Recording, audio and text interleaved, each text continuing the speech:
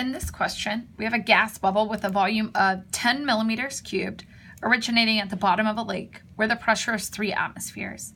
Calculate the volume of a bubble when it reaches the surface of the lake where the pressure is 730 torr. Assume that the temperature of the lake is consistent. Now we know that this is unlikely to be true. However, in chemistry, we're going to pretend that the temperature is consistent. So it's kind of hard to look at what to do first. So one thing I like to do in this case is to write down what we have. So we have the bottom of the ocean, or the bottom of the lake. We have that the pressure is 3 atmospheres, and the volume is 1.0 millimeter cubed. So at the top of the lake, we have that the pressure is 730 torr, and the volume of the bubble is what I would like to know. So we can actually set up a P1V1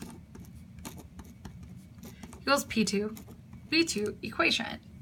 So in this case, we're going to set these up, but it's interesting to note that we were provided pressures in 2 different units.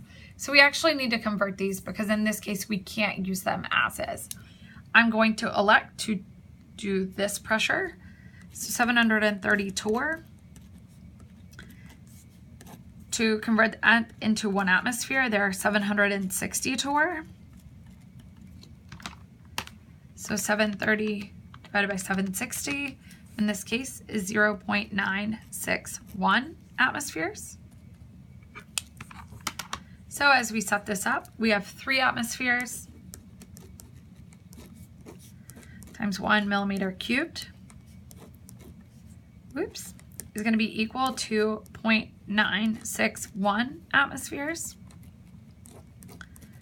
times our second volume. So now we can just solve for V2. So in this case, 3 times 1 divided by 0.961 is going to give us 3.12 millimeters cubed. And so we should double check our significant figures. So we have 2, 2, 2. So this value needs to only have 2 significant figures. So the bubble is 3.1 millimeters cubed. Now we know that this is likely true because pressure and volume are directly related to one another. And these pressures are roughly 1/3 of one another. So we can see the inverse relationship that as the pressure decreases, the volume will increase.